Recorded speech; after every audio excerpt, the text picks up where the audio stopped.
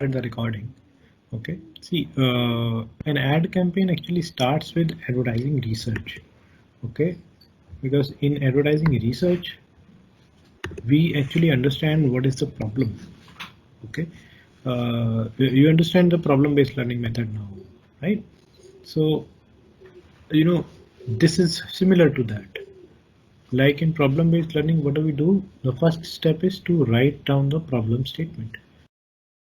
Brainstorm, then we understand what do we know, what do we not know, and then we try to understand, how will we actually know different things. Okay, so for that we do clustering, we do grouping of different information, and when we complete that grouping of the information, that's the time when we actually assign different tasks to different members, right? That's problem-based learning.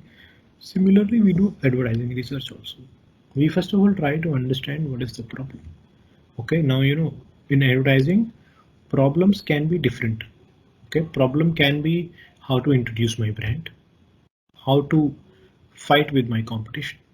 Okay, how to show that I'm superior to competition, how to simply show that I'm really good. Okay, so and of course there are many other things. For example, there are times when a brand needs to come back. Okay, or there might be some problem with the branding. So again, brands need to emphasize, or sometimes try to reposition themselves. So for all these things, advertising is required. And first of all, we need to understand the problem, right? So first of all, we understand the problem. What is the problem? That is what we do in advertising research, and then we try to understand how do we actually solve this problem in a step-by-step process. Okay, that is what we'll discuss today. I understand that you have already done some course on business research, right, in first year, isn't it? किया है कि भूल गए? Yes, sir. किया था ना? So there you might have done some kind of research in that. Okay, so if if you can recall that, that will help you. But in any case, we are going to discuss all the things. Okay, so if you have any problems, you can discuss with me. Okay, during this time also. Then next is advertising strategy. So once you do your advertising research, then you can come out with advertising strategy, that this is what we will actually do in a in a structured. Okay, so that is called as advertising strategy. And then we actually try and find out what is a big idea. Big idea means this is the message, this is how we are going to actually implement, this is how we are going to showcase that what is our idea, and how will we actually transmit it to the consumers. Okay, so this is basically some form of this big idea and this creative execution, they actually form encoding, which means, remember in earlier class we understood the communication process. So these are the things which actually encode the whole message. Okay, and then with this, then we have to implement this across different ads. Okay, all these ads form our ad campaign, and there are small tactical things, small things that we actually need to do while we actually implement. Now understand here that these may not be simply ads only. Okay, maybe some other methods of promotion also. Okay, it is quite possible that a company starts an ad, and at the same time company also starts some kinds of sales promotion methods also. Okay, so that all the things actually converge. Okay, at the consumers end, and consumers looks at it, fine, okay, this is something great which I've seen on television, and when I reach my retailers, this is available with that discount. Okay, so this means whole efforts have to be coordinated, so that at the consumer's end there should not be any dichotomy, there should not be any problem, no issues. Okay, consumer must see, okay, I can see this thing on television and it is available at my retailers, right? That's the basic minimum thing, but even that doesn't happen sometimes. Okay, so let's try to understand this in a little more detail. So advertising research is here things are like this. Okay, so in the earlier diagram it started from bottom, in this diagram it starts from top. Okay, but it is still the same thing. So advertising research includes digging for facts, information or knowledge. Then you understand who would be our target audience. Okay, what are the different trends now, and how can we understand how our competition is faring? Okay, how are they doing? Are there any weaknesses? Are there any strengths of competitors? Can we actually copy something from them? Okay, so copying something good is not bad. Okay, if it can improve your brand, if it can improve your quality, if it can improve your engagement with the customer, it's not bad. Okay, it is not bad anywhere in life if you can actually copy anything which is good. Okay, next is advertising strategy. Now this advertising strategy means that what is the message that we would want to convey to our consumers, right? And message is something which we use, which actually piggybacks on a big idea, right? So big idea is the encoding form, okay, where we actually start encoding our message. So big idea is something through which we can actually deliver our message in a creative way, in some way, so that consumers can connect with us easily in their own different contexts, right? Remember, the that any brand would want to convey is buy me, isn't it? But they cannot really, always say that, yes, buy me. Okay, so they actually use certain different ideas so that consumers understand that yes, I should actually buy it, right? And for executing the big idea, they need to use some kind of creativity, how they can actually execute this big idea in a different way. So for that, they actually use story, script, copy, different kind of music, colors, productions, and that is something that you will actually do in this course. Okay, you're going to do all these things. Next is tactics, how you will actually decide small things for final implementation of the ads. Okay, so these are small things, how you can actually plan your how you can distribute your budget, how you can actually use different kinds of ads, different types of media that you can use for your particular ad, why you should actually use it. So all those things are considered here. Let's just see one of the ads, okay, which actually used religious appeal. Okay, of course here in one of the chapters you will learn about different kinds of appeals also. Okay, so this particular ad actually used religious appeal. Okay, and in a positive way, it was quite successful. Okay, of course it's not a very new ad. Okay, it's quite an old ad, but try to understand what they did. They wanted to demonstrate that Dhara keeps consumers' heart and health strong, and their big idea was that kids are really proud of their fathers who are healthy and strong, and for that they actually showed they used religious appeal in a positive way. Okay, see, generally what happens is if there are religious appeals are such that they can actually backfire very easily, but if you can connect with consumers well, they are something which can let you connect with consumers very strongly. Okay, so that is how they actually used it. They used religious appeal in a positive way, and consumers could actually connect with them. Okay, now let's understand about the research process. So research process, as we discussed earlier also, we first have to define the problem and what are the research objectives. Okay, and then we check our secondary sources. Okay, secondary sources are all those sources where we can actually go and find out how we can get different kind of information. Okay, we are going to look at those briefly. And then we carry out primary research, then we interpret the results, and then we present the findings. Problem definition should not be very broad and it should not be very narrow also. Okay, because problem definition leads to our research objectives. Now research objectives are generally include these three things. First thing, you generally need to explore what is actually happening. Then you try to describe it, and then you try to find some kind of causal relations. Causal relation means that if something happens, then something else happens because of it. Okay, so for example, you're feeling hungry, so you start eating. So this is causal research, whereas exploratory research will actually tell you generally about a phenomenon.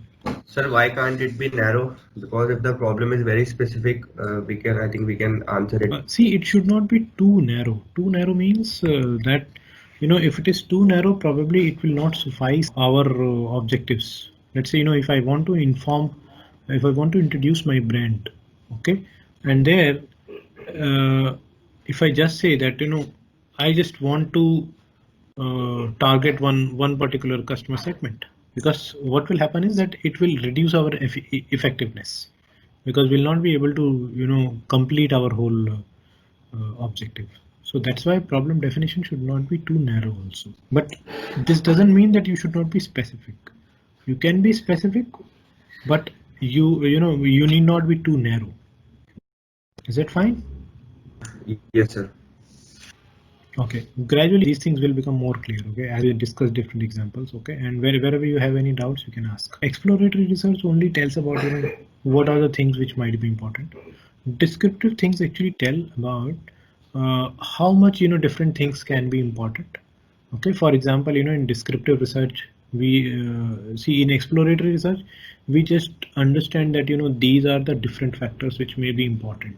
Causal research will actually tell us the relationship between them. Secondary research is something which is actually cheaper and it is quicker also, but primary research is actually more relevant and it is considered more reliable. As you have already done certain primary researches, you must remember that if you think that there is some bias in your data itself, okay, then you should not conclude from that research about this particular thing about data.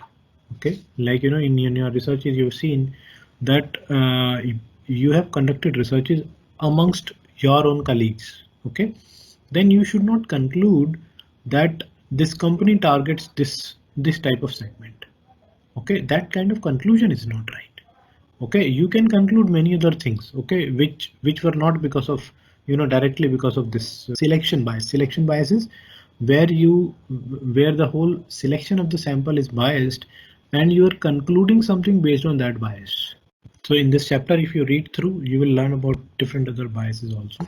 But in any case, if you want to just understand about different kind of biases in research process, you can just Google them. Okay, it is as easy as that.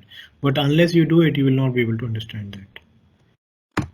Okay, so these are the sources of secondary information: client records, trade publications, commercial sources, different websites, magazines, etc. And a lot of these things are easily accessible on your fingertips because of the search engines like Google, Yahoo, etc.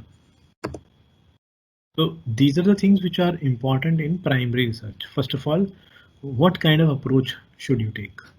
First is that first-hand experience. First-hand is, I think somebody was saying that I did this kind of research, okay, while you were presenting, but this is what I feel, and because I feel this, so I will conclude it like this. Okay, whereas what happens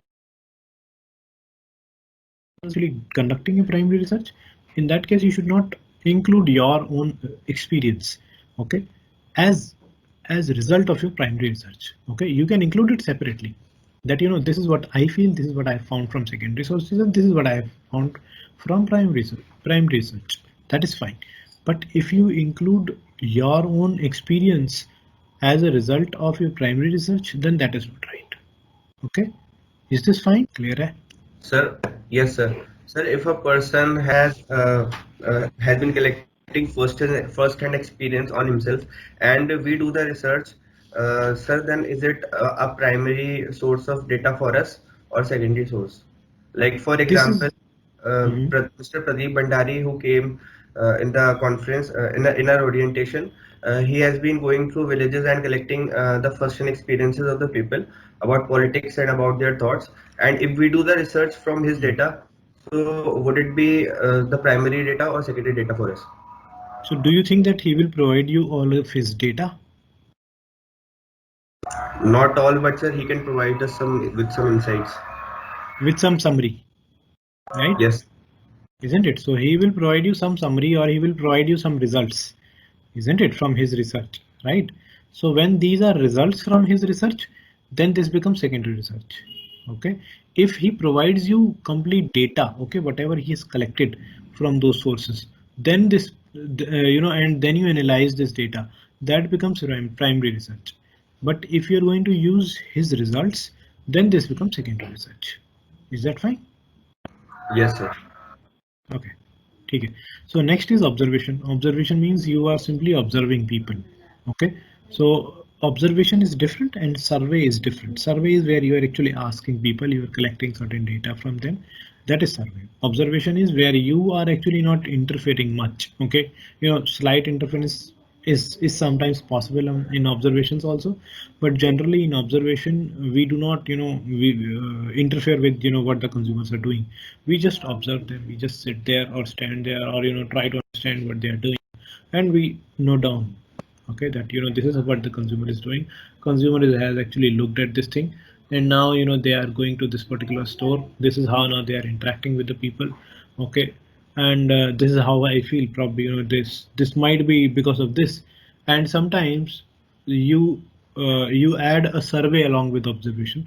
How that after this observation, then you approach the consumer. Let's say you have seen this particular billboard here, okay, and what kind of effect it had on you. Or you can ask indirectly that did you actually notice something before entering the shop. So that's called as observation. Sometimes you couple it with a survey also. And next is experiment. Okay, what is an experiment? Where you can manipulate some of the things. For example, if I can show something to some consumers and I do not show something to the other set of consumers, okay, and then if I see their reactions, okay, if they are different, okay, and if all the other things are same amongst these two groups, between these two groups of consumers, then we can say that this is some kind of experiments. Of course, in experiments there are different kinds of experiment. Okay, there are experiments, there are quasi experiments, there are many such varieties of it. Okay, so these are some things that we actually do in marketing research and of course in advertising research. Okay, next is contact methods. How do we actually contact consumers? It may be through mail, through maybe telephones, it may be through personal interview, or these days we can also approach to computers. Right, a lot of things are actually done on computers. Right? Most of our researches these days we actually conduct on computers. Doesn't mean that people don't do researches on mails or telephones or personal interviews. They are still done. Okay. Next is sampling plan. Sampling plan consists of what would be your sampling unit. Do you think your sampling unit is an individual, or your sampling unit is the whole family, or your sampling unit is a neighbor? And then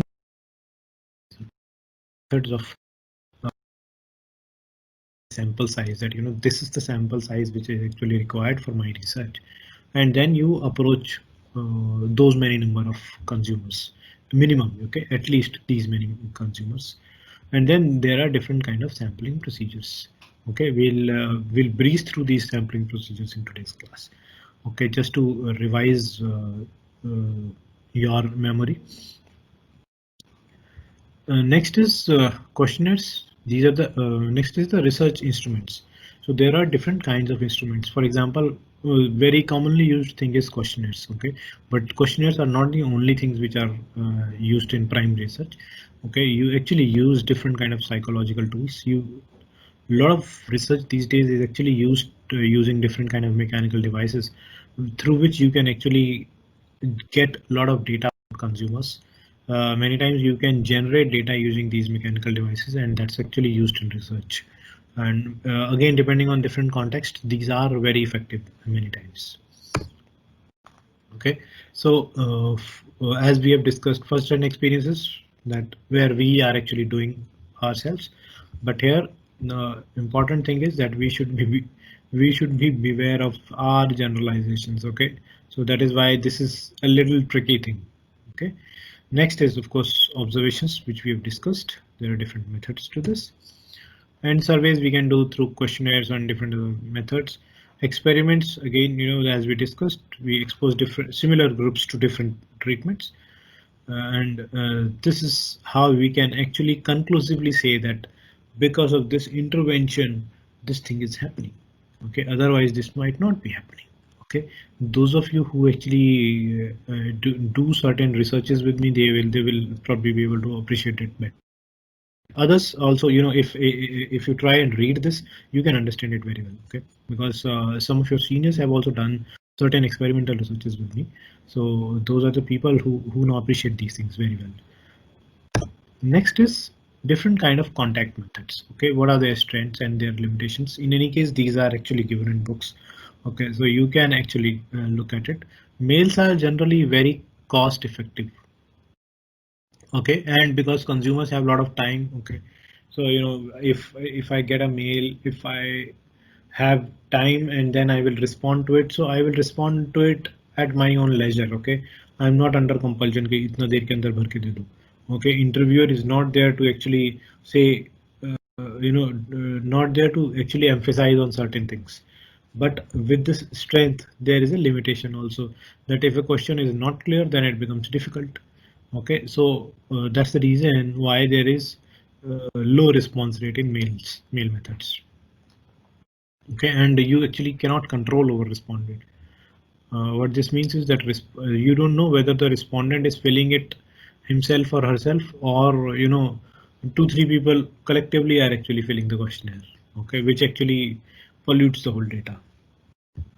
Okay, next is telephone. It is quicker. It is very, you can actually control a lot of things there. But many times it is annoying, and many times, whatever the interviewer wants to know, he or she will ask questions in that way, and respondent will actually answer yes, yes, yes, fine, yes, yes, yes. Okay, so because most of these things, gradually consumers start saying either yes, yes or no, no for most of the things. So there comes the interviewer bias in that. So next is personal interviews. There can be group discussions. There can be group interviews also. So these are flexible, and yes, here you have greater control over different things, and response rates are actually high because when you are meeting somebody personally, you can actually get a lot of good data. Okay, but at the same time, because you are meeting somebody personally, it becomes very costly and it is time consuming, and there are more choices of there are more chances of interviewer bias, which means, again, if I want to ask something in a certain way, I will ask it in a certain way. So many times, to reduce interviewer bias, what people do is that interviews are conducted different person, main researcher. So whatever he wants to understand, whatever he wants to get, there are times where when we actually have certain impressions that this is what I should get from my research. So this bias will not be there if I'm using some third party, somebody else who is not directly associated with my research as well. Okay, so this is done to reduce the interviewer bias. Okay, but again, if the interviewer is quite experienced, and if he or she is aware about this bias, that this kind of bias can come, then he or she will consciously try to reduce this bias and consciously try to collect information in a more neutral way. Okay, next is computers. Using computers, you can actually get a lot of in a in a fun-filled manner, in a flexible manner. There are different kinds of sites which you can actually use, which may have certain music also, which can have certain which can provide some game type environment to collect information.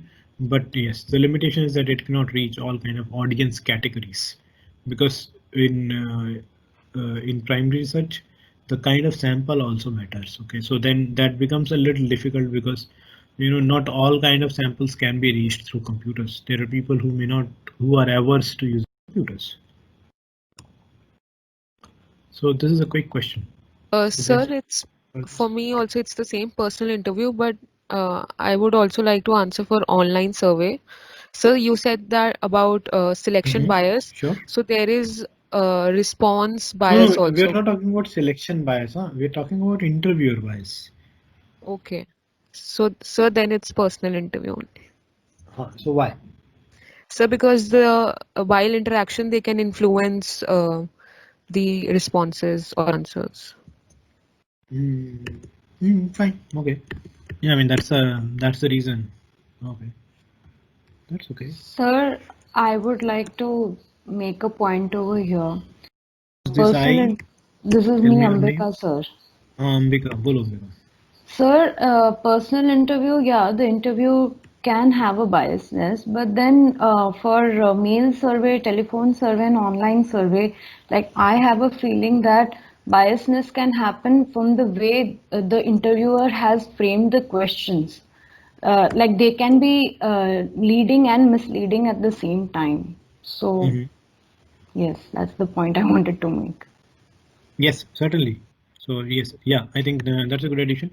That you can be asking leading questions. Okay, so which means that you are asking question in such a way that that respondent might assume that this is the kind of answer which is actually which should be given. Okay, that's good. So let's move ahead. I think some more people now with us.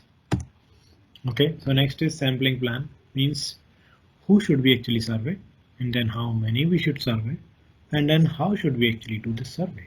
Okay, which is sampling unit, what is sample size, and what should be the sampling procedure. Okay, so this is what we generally do in a sampling plan.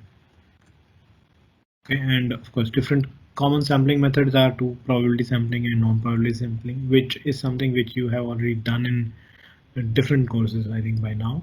Okay, I'll just say that these are the names. One is simple random sampling, where we know complete population. Similarly, in stratified random sampling, again we know the complete population and we just divide the population into different groups which are completely different from each other, which are not similar. Okay, and then we have non-probability sampling, where we use our judgment to actually say that whom should we select. And second one is convenience sampling, where we just select, okay, whatever is available. So for example, when you do a lot of research, when you just select all of your batchmates, that's purely convenience sampling. Okay, but judgment sampling would be if you think that maybe these are the possible target segment of the company, and I will use these, I will ask questions from these people because these are the people who are representative of my population, right? But these are not the only methods in probability sampling and non-probability sampling. There are some other methods also. Okay, for example, you have quota sampling in non-probability sampling, you have snowball sampling in non-probability sampling, and all of these are actually used. Similarly, in probability sampling also you have certain more methods in probability sampling. Okay, so different kind of research instruments. One is a questionnaire, where we can include any kind of questions, different kinds of questions, open-ended questions, closed-ended questions.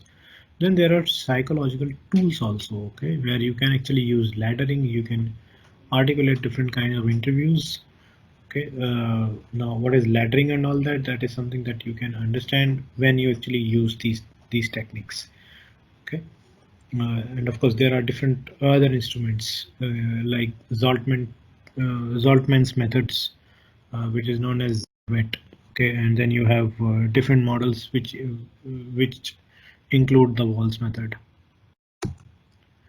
Then there are different kind of mechanical tools. For example, there are a very famous mechanical tool which is actually used is Amazon's Mechanical Turk. Okay, this is known as MTurk. Amazon's MTurk.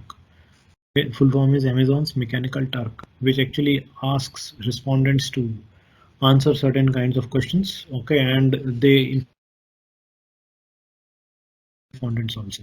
Okay, so of course it is not free for researchers, but yes, when people actually do a lot of research, they actually put a lot of money also into getting good responses because they can control what kind of people will actually answer the question.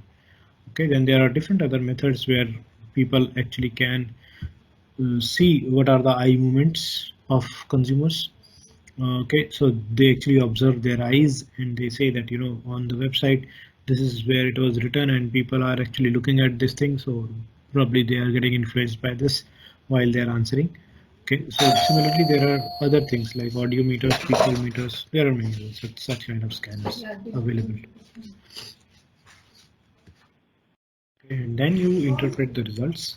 And when you interpret the results, even there, it is important to actually find out. It is actually important to how you can find out certain you know how you can find certain important things, and then you can actually give some suggestions. Okay, and then you can present your findings, which can be useful.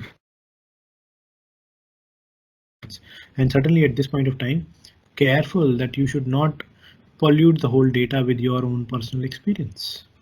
Okay, doesn't mean that you will disregard your personal experience, but it doesn't mean that you will, you know, change the whole all findings just because you had certain kind of experience. Okay, unless you back it up with some kind of other primary research or some kind of secondary research. Okay, so these are the common errors which people generally do in research. First of all, they just get obsessed with research कि मुझे तो ये research करके दिखानी है, ऐसे करनी है, और you know I will do all the things. You know, my sample needs to be completely representative of the population. So what happens is that, you know, you will take lot of time. The research will become long. Probably it will be very costly, and you know, if you overshoot your costs, then what will happen is gradually the research will not remain feasible. Your whole project collapses. Okay. Second is that you can ask different kind of wrong questions. Okay.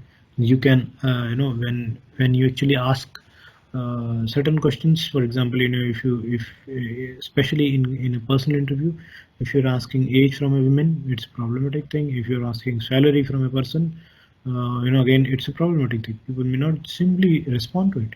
But yes, probably on an online survey, people may respond if you are not taking the identifying information, or if you are asking it in a different way. Okay, instead of simply asking the range, probably people are more receptive to write that.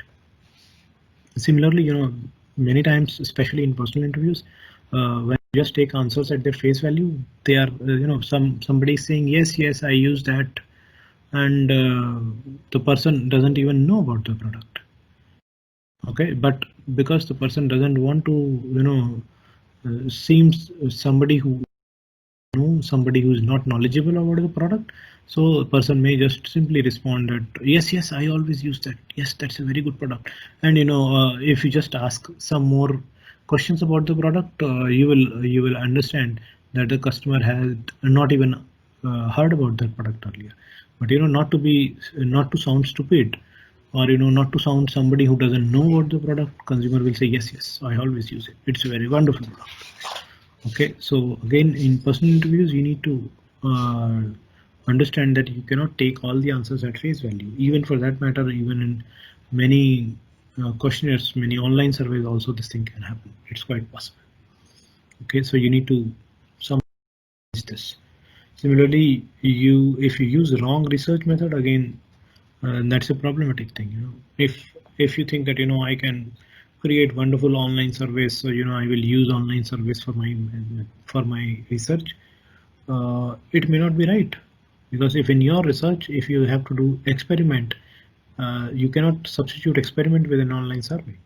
Or if in your for your research, if you need to actually do interviews, cannot be substituted by online survey just because you know how to create online surveys. Okay, so method of collecting data comes later. Before that, we need to understand what do we need to collect, from whom we need to collect, and then we come to how we need to collect. Okay. Similarly, you know, biasing our research results based on, you know, maybe my personal experiences, or based on some other research that I did earlier. So I will, you know, this kind of bias can also come. So these are some of the common errors in research. There are many other errors also, but these are the most common ones which happen in research. Okay, of course, you know, when you conduct research, then you actually experience more of it, and then you get more knowledge about it. So for example, Lux, when they completed 75 years, they actually found that there is a male audience also which actually uses Lux. Okay, and to reach this male audience, they thought that how do we actually go to our male audience, because if they just show Lux with a male celebrity, okay, just in any ad, in that case probably it may not be received well by their female users. Okay, so that is when they actually thought that this is our 75th anniversary, so why not we show it as a as a special occasion, that yes, for this particular special occasion we are actually roping in one of the celebrities who was considered very good, and why don't we include him for this special occasion, so that we can actually approach our male audiences without alienating our female audiences. Okay, so that is how they actually conducted this particular research, where they actually showed where they this is how they created a whole ad campaign, where they actually used Shah Rukh Khan along with many other female celebrities that they have earlier that had earlier endorsed Lux, during different times, and through these they are actually showing that while all these celebrities were there in their ads, there was a male user also who was actually using our product, and we value that male user also.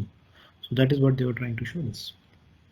All details of this ad you can actually see in your book also, okay, or on YouTube. Sir, like in the cases we read that the company's market potential was this and market share was this. So sir, how do we find it out using research? What's the process for that? Come again. Market share is something. See, market share is something which you can get in different ways. One is, of course, if somebody has already done some kind of research, okay, and somebody says that this is our market share, or this may be done by different companies themselves, or this may be done by different kind of consulting companies. Okay, for example, if you go to BCG site or if you go to McKinsey site, okay, they actually do a lot of research, and a lot of research is free actually. Okay, you just what you need to do is you just need to go to their site, okay, and read their normally read their articles. Lot of those are actually free. Okay, you can just read through them and you actually gain a lot of knowledge from those articles, and that is where you actually get a lot of information about companies' market shares, also how they are actually faring in different aspects. Okay, that is one way. Second way is if you you go to the annual reports of different competitors, okay, at least the major competitors, and then calculate their revenue, and at least you can say that amongst these 6 companies, this is the market share for this particular company. That is something that you can find out yourself also. Okay, so it's not that difficult. Okay, of course, being an individual person, being an individual, you may not be able to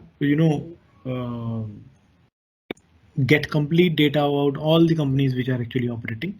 Okay, but at least you can get reasonable amount of data for major players. And how will you know about the major players? That is something that you can actually get through any other secondary research, which actually says that these are the major players, and approximately, let's say, if these people have about let's say 80% of the market share or 90% of the market share amongst these 6, 7, 8 people, I mean 6, 7, 8 companies, you can be sure that if you actually get correct information for at least these companies, okay, you can always be clear about your own data. Okay, and you can say it conclusively that this is the market share of this particular company also. So sir, about the market potential, or sir, if there's a new product and the company wants to know that who are its customers and who all can it sell to. Like in our sales subject, we are also learning how to define a sales territory. So is that also done through research, who are all gonna buy the product? So is that the same method, like we do a research and we do an interview, or we contact person, we ask how are you likely to buy the product? No, these are actually opposite methods. Okay, see, when we are defining sales territory, okay, it is done by by saying that this is generally sales territory is decided based on the geographical location. Okay, and when we actually do that, at that time we are actually focusing on we are dividing one area into different territories. Okay, and from this area we need to get this much this much sales. Okay, so this is done in a different way, whereas when we do in marketing research, or rather advertising research, it is done in a different way. There we actually try to understand who will be able to use our product. Okay, and based on that, then we'll try to understand how can we approach these people.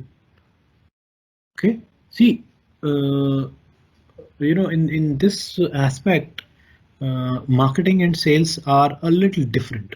Okay, marketing actually seeks on finding finding who all can be my customers.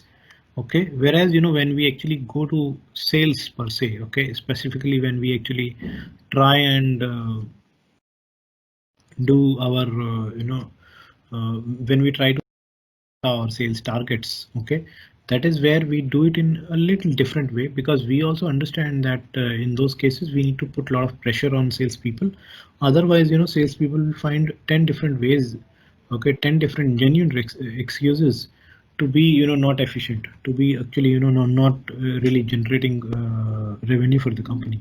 So that is where of course it may not sound very pleasant, but this is how things actually operate. And that's how when we are actually fixing sales quota, we actually do it in a different way. Okay, whereas when we are talking about especially in brand management, or what we know as a purely marketing research, there we are trying to understand who can actually use our consumers, and we try to define that consumer, and then we try to understand what are the channels that my consumer is accessing, and we try to be available in those channels. Okay, so in that in this sense, brand brand management and sales management are a little different. Okay, though objectives of both are same, basically to earn the revenue for the company, but the approaches to earn that revenue are different. Okay, and it doesn't mean that brand management is better or sales management is better. No, both of them have to be together. Okay, because both of them are actually approaching through different directions, but both of them are approaching the same consumer in different ways. Okay, so that there is effectiveness as well as efficiency in generating revenue. Okay, sir. Sir, does it also mean that it is complementary, like the sales people can use the data for marketing because they have already found out that who their customers are and who are more likely to use the product? Is that so?